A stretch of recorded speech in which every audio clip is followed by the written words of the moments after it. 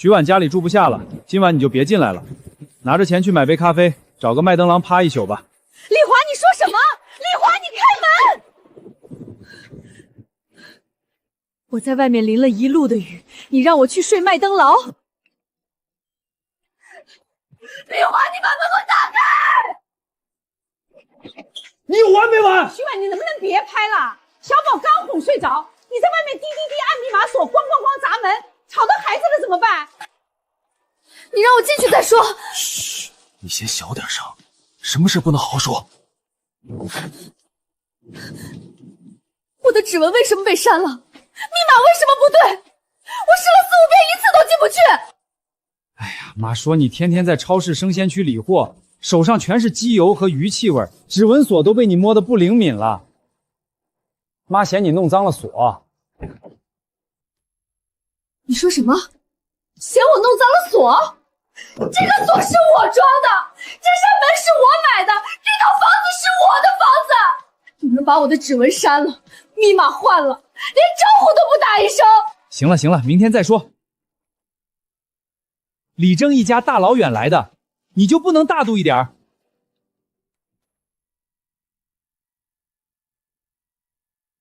哟，婉婉回来啦！这一身鱼腥味可够冲的啊，老远我就闻着了。你可别进来，我家儿媳妇爱干净，刚把地拖得锃亮的，你这一进来全毁了。妈，我在外面淋了1个小时的雨了。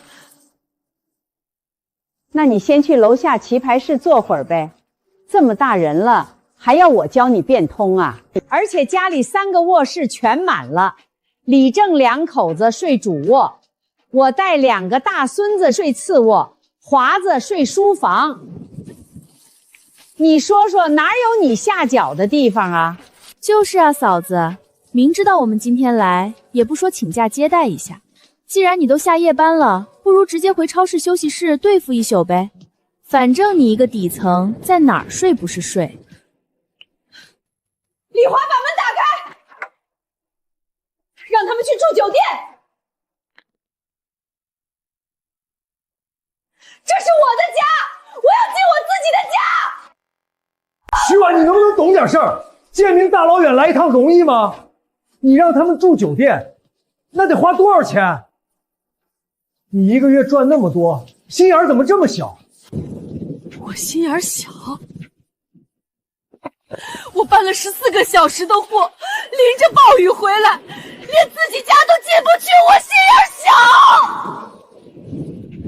这种女人就是不能惯着，一个卖菜的，还真把自己当女主人了。华子干得好，咱家可不养这种矫情货。一个卖菜的，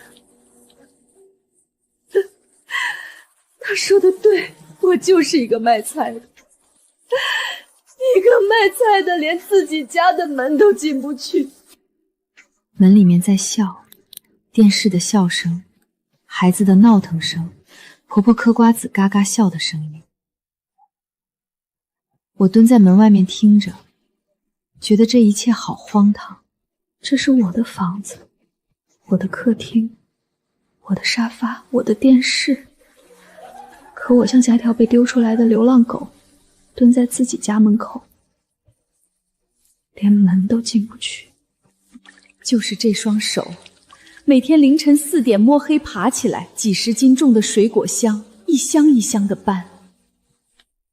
就是这双手，每个月往那个家庭共同账户里打1万多块钱，7年的水电物业、柴米油盐，屋里那群人的吃喝拉撒，全是这双手供出来的。可现在这双手，连自己家的门都打不开。这菜怎么这么咸？吃一口齁嗓子。城里女人就是不会做饭，连个咸淡都把握不住。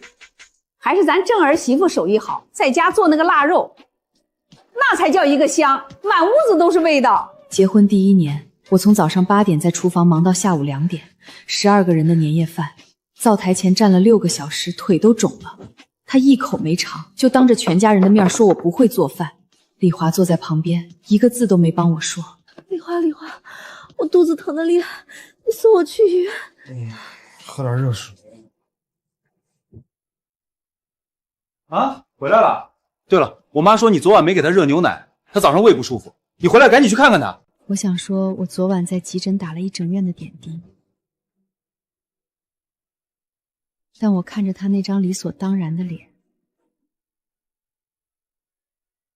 我知道说了也没用。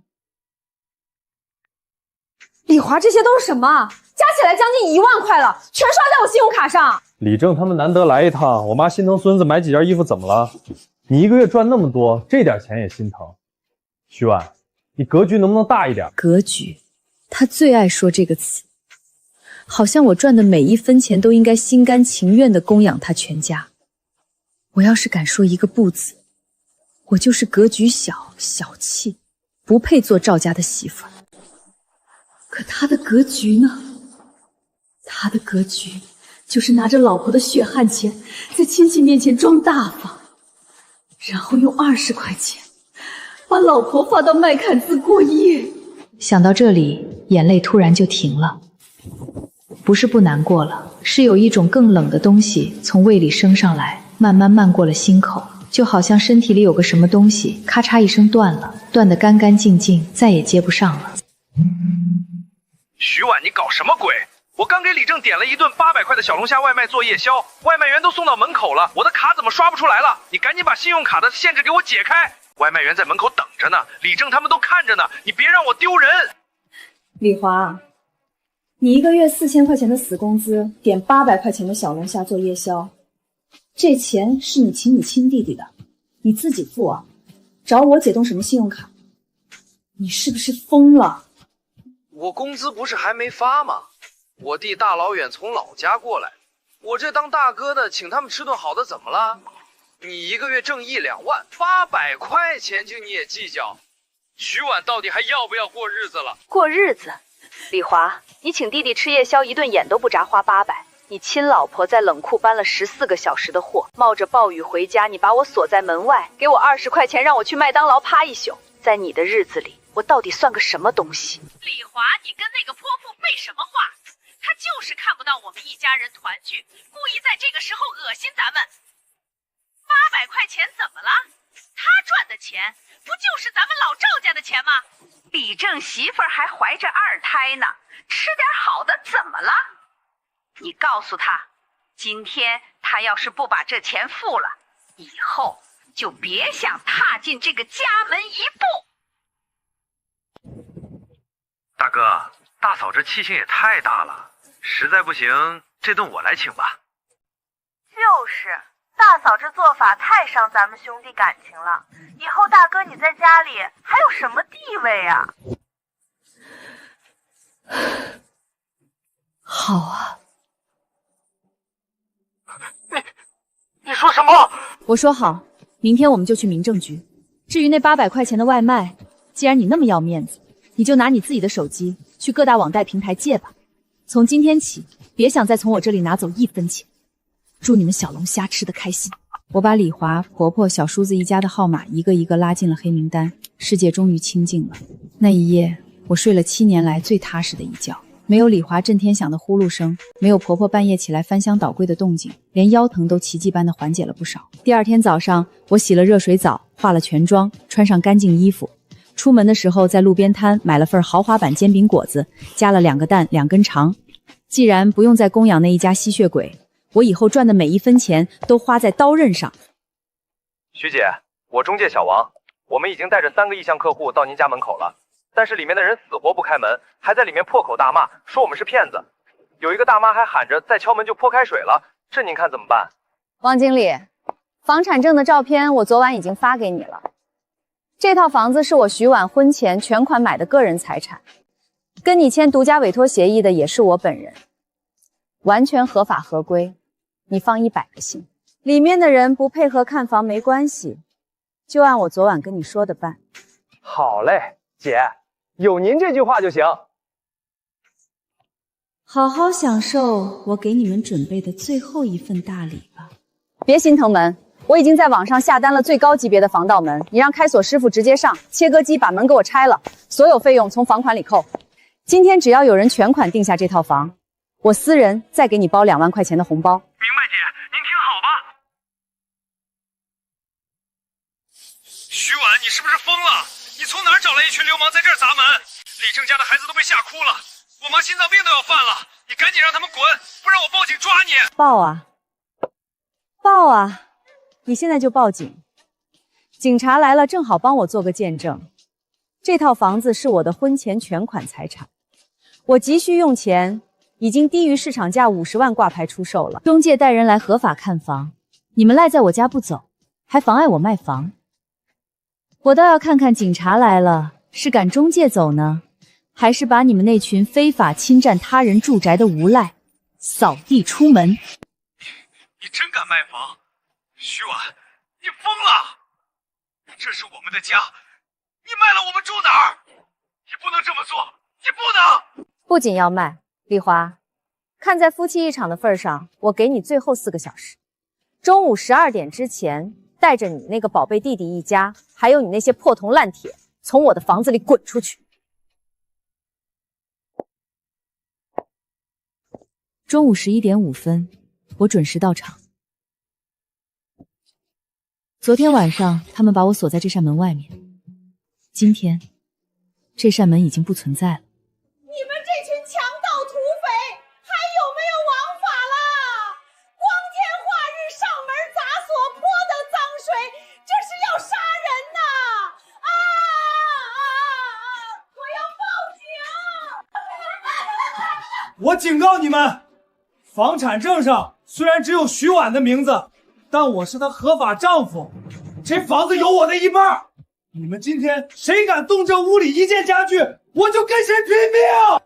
大哥，你这老婆也太狠了，一点活路都不给。咱们老李家这要是传回老家，大哥你的脸往哪儿搁？我的脸往哪儿搁？轮不到你来操心！前天晚上，我穿着湿透的工服蹲在这扇门外面，像条被人丢出来的流浪狗。今天我换了身行头，回来收拾我自己的家。他们都在看我，可能在想，这还是那个他们随便欺负的徐婉吗？徐婉，你还有脸回来？你看看你干的好事儿，大清早找人来砸门，你是不是吃错药了？赶紧把这群人给我轰走，然后给我妈和李正道歉。道歉？李华，你昨晚用这20块钱把我从我全款买的房子里赶出去睡麦当劳的时候，怎么没想过要给我道歉？你们一家子寄生虫，榨干我的心血，住着我的房，花着我的钱，还在我下夜班淋着暴雨回来的时候把我锁在门外。现在跑到我的地盘上跟我谈王法，他那4000块钱的工资，王经理各位师傅你们也给评评理。他李华每个月4000块的工资，雷打不动要给他这好弟弟转2000块钱还房贷。剩下的2000，连他自己出去装大款请客吃饭都不够花的。这7年来，家里的水电物业、柴米油盐，甚至你们现在看到的这屋里每一件家具，全是我在超市生鲜冷库里一箱一箱搬水果搬出来的。他刷的全是我的信用卡副卡，明晃晃的流水账单，白纸黑字，一笔一笔。全都写得清清楚楚。他在老家亲戚面前吹自己是物业公司高管，年薪几10万。现在这层遮羞布，当着所有人的面，被我撕了个干干净净。徐婉，你非要把事情做绝是不是？我们夫妻7年，你就一点情分都不讲吗？哥们儿，有话说话，别动手啊！走了。我们可是拿钱办事的，正当防卫我们懂得很。12点05分，李华，我给过你时间，自己收拾东西，立马消失。既然你们敬酒不吃吃罚酒，那就别怪我了。师傅，动手，把主卧、次卧里不属于我的衣服、破烂，还有那堆散发着狐臭味的行李，全部装进黑色灰质袋，不用打包的太仔细。直接往楼下垃圾桶旁边扔。你们干什么？这是我的房间，谁让你们进来的？你怀的是李正的孩子，又不是李华的，要找人负责，让你旁边那个无能的老公给你买房去，赖在我全款买的房子里撒泼打滚。你们老李家的家教就是做贼吗？师傅不用管他，只要他敢碰瓷儿，立刻报警叫救护车，验伤费我出。但今天他的东西必须给我清出去。别扔我的东西，那是我的！我说了，不属于我的东西，全当垃圾处理。反了，简直无法无天了！怀着你的孙媳妇儿，你都敢欺负！你这个恶毒女人，是要把我们老李家逼上绝路呀！哎呦，我的心脏病犯了，我不行了！你这个狠心的女人，你是要把你婆婆逼上绝路啊！这出戏我看了整整7年，每一个桥我都能倒背如流。先是两眼一翻，然后捂胸口，接着倒抽冷气，连套路都不带换的。上一回演这出是去年我拒绝给李正媳妇儿请月嫂那晚，上上一回是我没答应拿年终奖给李正还车贷。每次我不肯当冤大头，这病就准时发作，比闹钟还准。就在所有人都盯着地上那场表演的时候，我的余光捕捉到了一个不太对劲的东西。弟媳她不知道什么时候缩回了房间里，门没关严，留了一条缝，大概是怕关上了动静太大。我的心猛地沉了一下，那是我结婚时我妈给我的一对金耳环，30多克，是我妈攒了好几年的积蓄，专门去金店给我打的，说是留给我当压箱底的嫁妆。我一直放在那个抽屉里，从来不戴，就锁在那里当个念想。她毫不犹豫地把融合往自己内兜里一揣，从翻抽屉到揣入口袋，紧绷的脸上瞬间肌肉放松，前后不到10秒，又快又熟练。我一声没吭，不是没看见，是我想看看这一家人的嘴脸到底还能无耻到什么程度。婆婆在外面装病，弟妹在里面顺手切羊，一个唱戏一个下手，配合的天衣无缝。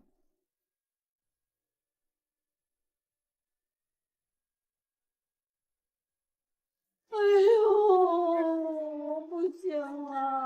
妈，你这是怎么了妈？你可别吓我呀！弟妹，你左边内兜里那个红绒盒子是我妈留给我的嫁妆，30多克的金耳环。你要是现在主动掏出来放回床头柜，这事儿我就当没看见。她看我的那个眼神，我这辈子都忘不了。不是被抓现情的羞愧，是一种被打断了好事的恼怒，好像我才是那个不讲理的人。我就是帮你收着，怕搬家的时候弄丢了。这房子里人多手杂，我还不是好心替你看着。替我收着，收到你自己贴身那条脸，我怎么不知道你这么好心？是吗？这是我妈攒了好几年给我打的嫁妆，30多克。你倒是好眼光，一拿就拿数1数2值钱。这次我就当没看见，再有下次，我跟你没完。婆婆躺在地上，一只眼睛微微睁着条缝，她什么都看见了。我不慌不忙地从包里拿出最后一份杀手锏，一份盖着红章的律师函和限期搬出通知书。第一，这房子是我婚前全款买，属于我的个人婚前绝对财产，跟你李华半毛钱关系都没有。第二，就在今天早上，我已经向法院正式提起了离婚诉讼。第三，我已经调取了这3年来你未经我允许私自用我的钱给你弟弟转账高达15万的流水记录。李华，你不仅要从这套房子里净身出户，我还要你厉家把这15万连本带利的给我吐出来，否则咱们法庭上见。我保证让你这个好大哥背着老赖的名声，丢掉你那个破管家的工作。听到15万，装死的婆婆眼睛一下就睁开了。听到工作，李华整个人像被雷劈了一样定在原地。他们以为我只是发小脾气闹离家出走，却没想到我已经把事情做绝了。15万？什么15万？我不知道。你个丧良心的毒妇，现在还好意思往回要？我看你是想钱想疯了！你个丧门星！华子帮衬自己亲弟弟怎么了？长兄如父，那是他自愿给李正盖房子用的。泼出去的水哪有收回来的道理？嫂子，你这可是血口喷人啊！什么叫非法转移？什么叫……我根本听不懂你在胡说八道。那是大哥心疼我这个弟弟，主动转给我的赠与，怎么就成非法转移财产了？我告诉你，要钱没有，要命一条。赠与。按照婚姻法规定，在婚姻存续期间，未经配偶同意，单方面将巨额夫妻共同财产无偿赠与他人，赠与行为无效，配偶有权要求全额归还。我不仅向法院提交了你们这3年的转账记录，我还申请了诉前财产保全。李正，你老家那栋用我血汗钱翻新的2层小洋楼已经被法院贴了封条，在案子判决之前，你连一块砖都别想动。大哥，你说话呀！你说话呀！当初可是你拍着胸脯说这钱是你自己赚的，让我随便花的。现在你老婆要封我的房子，你到底管不管？他当然知道这钱是怎么来的。我每个月交给他存进家庭账户的理财款，他每次2、3千、5千的偷偷抠出来，攒着转给他弟弟。徐婉，老婆，你别这样对我，我错了，我真的错了。你别这么狠，行不行？我不该把你关在门外，我不该给你20块钱，那15万我还，我肯定还。你别起诉我，别闹到法院去，行不行？我求你了，看在咱们7年夫妻的份上，现在知道跟我提7年夫妻了。昨晚下着暴雨，你把我反锁在门外，让我去睡麦当劳的时候，怎么不想起我们是7年夫妻？喂，丽华，你马上给我滚来公司办离职手续。咱们公司管的可是全市最高端的小区，业主非富即贵，你一个管家竟然是个转移财产的老赖。现在全公司都知道，你老婆为了追债把你告了，你让我这个老总的脸往哪儿放？王总，您听我解释，这都是误会。我老婆她就是在跟我赌气呀。少废话！不仅如此，你昨晚半夜用公司的备用金2维码垫付了800块钱的小龙虾外卖钱，我看你是不想干了，立马滚冠军不敢走人，备用金补不上，我连你一起告。喂，王总，您别挂呀，不可能！王总，完了，我的工作没了，我被开除了。那800块钱小龙虾的备用金，果然是他为了撑面子狗急跳墙干出来的蠢事，打肿脸充胖子，这就是下场。然而更讽刺的一幕出现了。刚才还躲在大哥身后求庇护的李正，一听大哥成了老赖，丢了工作可能要坐牢，脸色瞬间就变了。啊？他现在是个连工作都没有的老赖，我管他？我拿什么管？我还得养我媳妇儿肚子里的儿子呢。我为了你连工作都丢了，老婆也要跟我离婚，你现在想跑？把那15万还给我，还给我呀！还钱？你疯了！放开！没有钱就把房子卖了还我，那是我的钱盖的。这就是李华倾尽所有，甚至不惜把妻子赶出家门也要维护的兄弟情深和家庭和睦。在利益和绝境面前，脆弱的连张纸都不如。王经理，让师傅们接着搬，告诉买家，这房子里的电器我全都白送，只要今天能全款过户，10分钟后派出所民警到了。这不是他们闹出来的，是我来之前就报好的警。警察同志，就是他们，有人非法侵占私有住宅，并寻衅滋事。行了，有什么经济纠纷去法院解决。这房子是这位女士的婚前财产，你们现在属于非法侵占，立刻带着你们的东西出去，否则我们只能采取强制措施了。就这样，李华婆婆一家像垃圾一样被彻彻底底的扫出了这栋属于我的房子。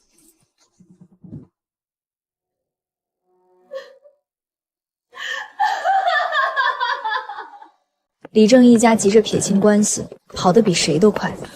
婆婆偏心了一辈子的小儿子，连回头看他一眼都嫌多余。妈妈，我真的什么都没了。那个昨晚高高在上用20块钱打发我去睡麦当劳的男人，此刻头发凌乱，西装撕裂，脸上带着被亲弟弟挠出来的血痕，如同丧家之犬，瘫坐在冰冷的楼道地砖上。你不是什么都没了，你还有你最在乎的面子，还有你拼命维护的亲情，还有你留给我的最后一点纪念。拿着它，带着你妈去街角的麦当劳趴一宿吧。记住，别点太贵的咖啡，你现在可失业了。这一扇门把所有的肮脏和吸血鬼彻底隔绝在了我的世界之外。叮咚，请092号到3号窗口办理。那天下午2点，中介王经理带着全款买家在房管局和我办完了过户手续，280万的售房款，连同我之前转移走的30万存款，稳稳当当的躺在我的个人新账户里。徐姐，回单您收好，房款已经全额到账了。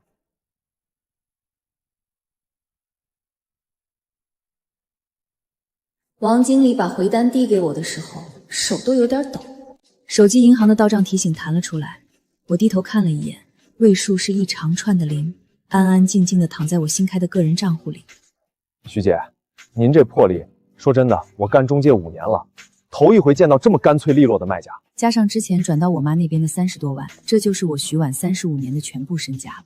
不多，但每一分钱都干干净净，说不上是什么感觉，不是高兴，也不是难过，就是一种很实在的脚底板终于踩到了硬地面上的踏实感。这些数字不会半夜爬起来翻我的柜子，不会背着我偷偷转给别人，不会在我淋成落汤鱼的时候把我锁在门外。徐姐，那个，您家那位好像来了。昨天中午被清场的时候，他虽然狼狈，好歹还穿着一件像样的衬衫，可现在扣子扣错了，领子翻着，胡子拉碴，脸上带着被他弟弟挠出来的血疤。婆婆的状态更惨，花棉袄歪着，头发乱成鸡窝，一只手扶着腰，一只手拽着李华，整个人像一台快要散架的拖拉机。徐婉，是不是你已经过户了？你告诉我还没有，求求你告诉我还没有。我看着他没说话，回执书就装在我手里的档案袋里，房款已经到了我的账上，一切手续齐全，买家全款过户，干净利落。不可能，你不能这么做，那是咱们的家呀！是我的家。房产证上从头到尾只有我一个人的名字，这一点你比谁都清楚。徐婉，你这个丧良心的毒妇！那房子是华子跟你一块住了7年的家，你说卖就卖了，你还有没有一点人性？你这个没心的东西！人性？他跟我谈人性，一张嘴就是那套我听了7年的腔调。可惜今天不是在他的客厅里。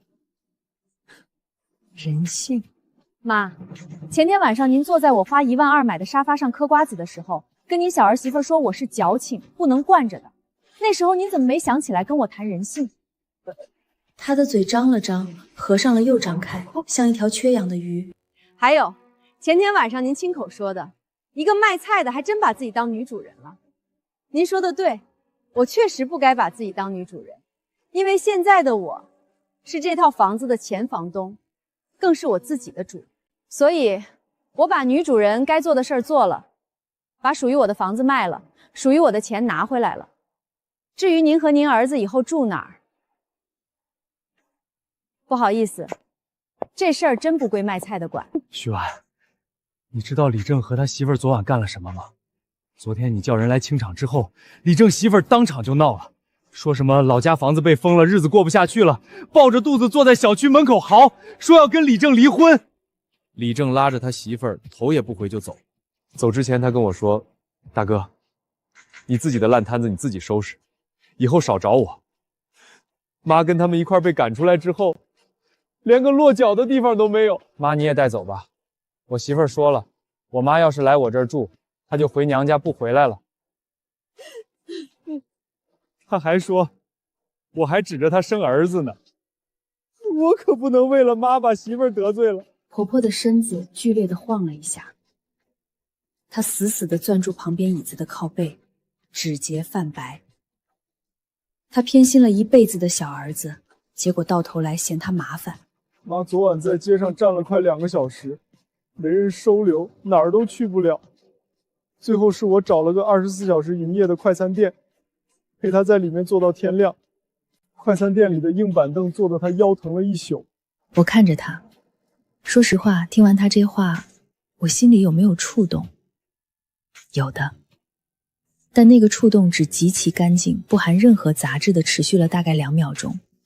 因为我脑子里紧接着就闪过了一个画面，那时候李正在评论区笑嘻嘻的回复大哥请客，婆婆在评论区兴高采烈地说还是李正媳妇儿懂事，而李华在客厅里喝啤酒，管我叫提款乙。如今风水轮流转，李正翻脸了，弟媳要离婚了，婆婆被亲小儿子拒之门外了。李正对李华说，你自己的烂摊子你自己收拾。弟媳对李正说，你妈来我就走。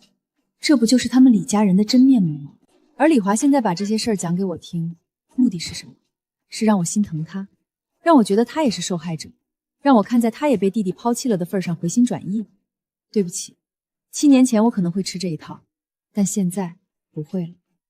李华，你刚才说的这些我听明白了，你弟弟不管你了，你妈被你弟弟拒之门外了，你在快餐店坐了一宿，确实挺惨。可你有没有想过，昨天晚上你让我去麦当劳趴一宿的时候，我也是一样的处境，甚至比你还惨。我是搬了14个小时的货，淋着暴雨回来的。你在快餐店好歹有片瓦遮屋，我连家门都进不去。我看着他的嘴唇动了动，结果是什么声音都没发出来。你现在觉得你弟弟绝情，对不对？觉得一家人怎么能这样对你，对不对？可你仔细想想，你对我做的每一件事儿，跟你弟弟今天对你做的有什么区别？我累死累活赚的钱，你拿去贴弟弟，我问一句你就说我格局小。你弟弟呢？你帮了他这么多年，你出事儿了，他一个电话不接。你觉得他该帮你，就像你觉得我的钱该给你花一样，理所当然。可人家不这么想，你妈偏心了一辈子，什么好都紧着小儿子，结果呢，小儿子媳妇儿一句话，他连进门的资格都没有。你觉得你妈可怜，我觉得也可怜。但前天晚上他坐在我的沙发上说这女人不能惯着的时候，他可一点都不可怜。婆婆站在2步远的地方，头低着，一句话都不说了。我不知道她是听进去了，还是单纯被气得说不出话。但不重要了。李华，房子已经过户了，钱已经到我账上了，离婚诉讼下个月开庭，这些事情没有任何回旋的余地。我不恨你，也不恨你妈，但我这辈子再也不会为你们李家的任何人买单了。我转身朝大厅出口走去。话说完了，事儿做完了，离上了一层细霾一扫然而空。从这一刻起，我和他们李家再也没有任何关系。徐婉，你会遭报应的！你抛弃丈夫，不孝婆婆，你会遭报应的！会遭报应的！你会遭报应的！我停了一下，没有回头，也没有生气。那些话要是放在1年前，甚至放在3天前，我可能会浑身发抖，会红着脸跟他争辩，会在乎旁边那些人投来的目光。但此刻他们落在我耳朵里，连一丝涟漪都激不起来。外面的暴雨已经停了，阳光刺破云层，洒在街道上。我没有回头。师傅，去市中心。李华瘫坐在被告席上，双手捂着脸，他在哭，但我心里再也没有一丝波澜。走出法院大门的那一刻，阳光正好，4月的风裹着槐花的甜香，吹在脸上，温柔的像另一个世界的问候。我租了一套带落地窗和地暖的一居室，把属于我的所有东西安顿好之后，我给自己倒了一杯红酒，敬这来之不易的自由。我重新把耳环戴上了，以前不舍得戴，总觉得要存着留个念想，但现在我觉得妈给我打他们就是让我戴的，戴在身上平平安安比锁在抽屉里强。烫个头，买2身像样的衣服，再给我妈转2万过去。